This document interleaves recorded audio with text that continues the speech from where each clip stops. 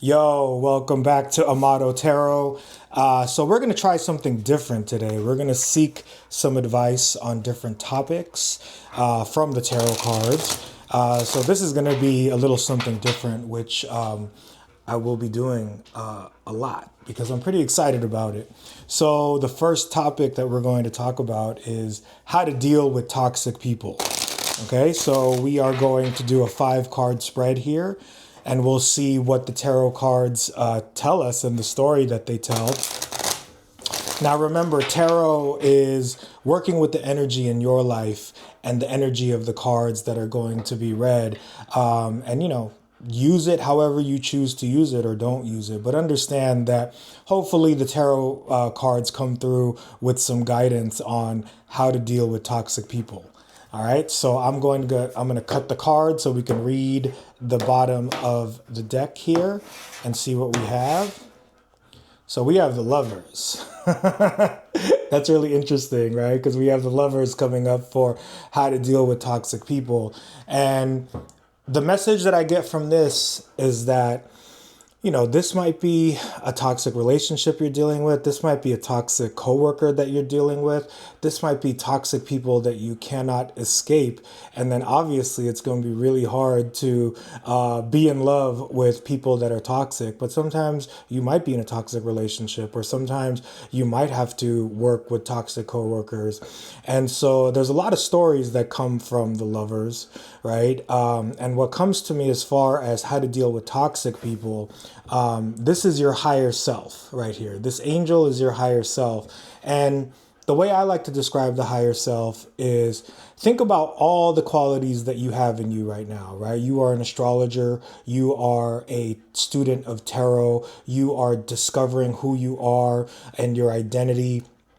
You're uncovering the shadow aspects of yourself and healing those things and really like working to become a better person. And the higher self to me is, I like to think about it as our future self, right? Like this is who you're going to be in the future, right? And the Lovers is about, obviously it's about love, and this can be about connection in a normal tarot reading, but it's about communicating with your future self here, right? This is who you're going to be in the future.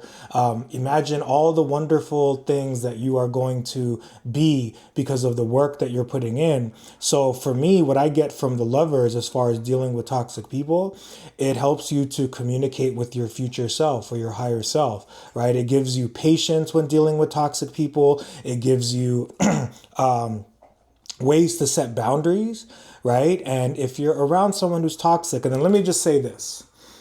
Toxic people are people in pain, right? Toxic people have really deep wounds. You are here because you are healing. You're discovering more about yourself. You are developing a better future self with all the work that you're putting in. And my first bit of advice for toxic people is that these are people that are living in their shadows, right? And what are shadows? Shadows are wounds and pain that we have, things that are way beneath the surface that for someone who is toxic and someone who isn't as self-aware and someone who is not far along on their path of healing and wellness when it comes to mental health and, again, self-awareness.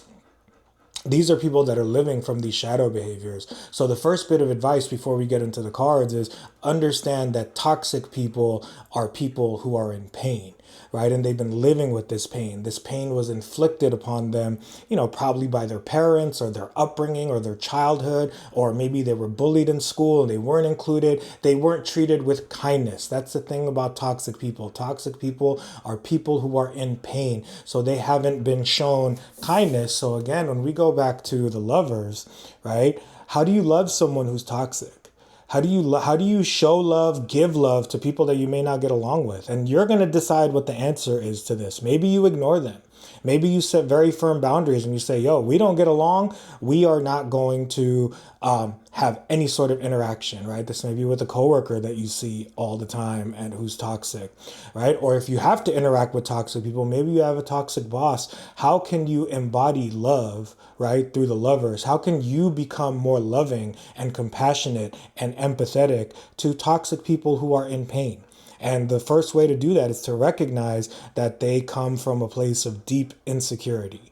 So you can, these are two people that are in love, right? So, sometimes we have toxic relationships, obviously, in our lives. If one of these people is someone who is insecure, then you can become the person that is becoming confident, right? And that's how you can embody this energy of the lovers. All right, so we're going to do a 5-card spread and we are going to clarify. Let's see what comes up. So the first card that we have is excellent. The 5 of Swords. So we'll talk about that. That is walking away the victor, right? Learning how to handle conflict with a toxic person, but finding a way to be victorious. And then next up, next to the 5 of Swords, we have the Fool, right? So the Fool is about taking a new journey, right? If you can't escape toxic people, then this might be an opportunity for you to understand that this is a part of your journey. This is going to be something that you need to learn in order for you to progress through the journey of the major arcana in tarot. And then up next, nice, we have the High Priestess. So this is all about intuition, right? What can you intuitively feel from toxic people?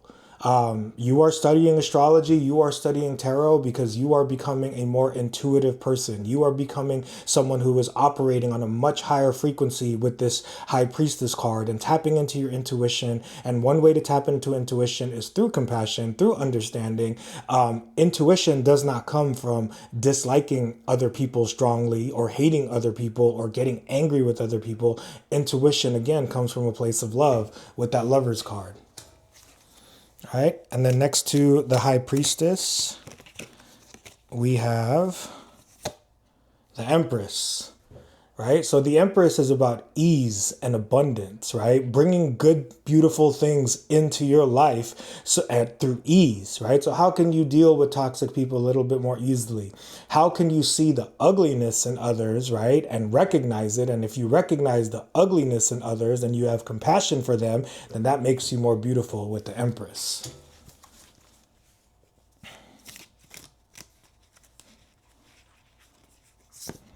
Then we have the Nine of Wands, right?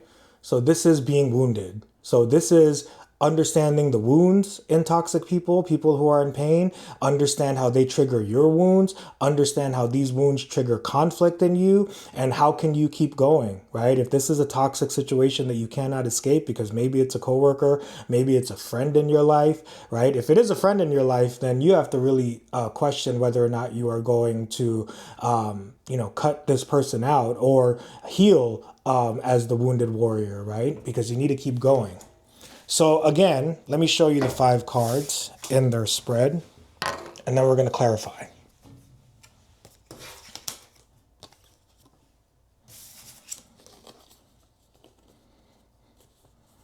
And forgive my camera setup, you guys. I still got one camera going, so it's not as advanced as the other YouTubers that are out there, right? So we have the 5 of Swords to the Fool to the High Priestess to the Empress to the 9 of Wands, right? So if I were to tell this story, right, with these 5 cards, and we start with the 5 of Wands here, the 5 of Swords here, that is learning how to handle conflict. Unfortunately, you're going to have to handle conflict with some pain with these swords, right? But if you walk away victorious, if you knew that you had to defend yourself against these toxic people, then that sets you off on a new journey, right? And learning how to deal with toxic people in your journey is going to come in very, very handy, and it's going to benefit you because along your journey, you're going to be dealing with a lot of toxic people, right? And then that leads to the High Priestess. And again, this is going to make you a more intuitive, compassionate person. This is Pisces energy, right? So Pisces is one of the most intuitive and compassionate signs in the tarot, right? So your journey will lead you down more towards compassion, right? Which will then make you more beautiful with this Empress card. And then, the wounds from toxic people and understanding the wounds from toxic people is going to help you heal, and it's going to help you keep going. And as you are able to be more compassionate towards wounded people, you're going to recognize your own wounds, heal your own wounds, and then hopefully be able to help others heal their wounds, right? So we will clarify and then see what the cards give us at this clarifying. with the Five of Swords, we have the Ten of Swords, right? So these two cards together tell me that if you're dealing with toxic people, right? And if you have to end the situation, if you can end the situation, right? The Ten of Swords is about bringing a painful closure to a situation in your life, right? And if you can, if you're caught in this situation where you are consistently having conflict with the Five of Swords with these toxic people, how can you find a way to bring it to an end, right? Maybe you ignore them, right? Or maybe if it's someone at work, then you just let them know, like, hey, we don't get along. Let's see if we can find a way to not have to be in each other's space, right? And if you can bring it to a conclusion with this Ten of Swords, then the Ten of Swords is a blessing in disguise. Then you're going to understand that all of the hardships that you went through in this situation with this Five of Swords is going to be something that can come to an end, right? So it's about setting boundaries for yourself. And if you can set boundaries for yourself with toxic people and just find a way to keep them out of your space, keep them out of your emotional space, your mental space, your physical space, then you can bring this situation to an end with this Ten of Swords. And so with the Fool, let's see what comes up as we clarify.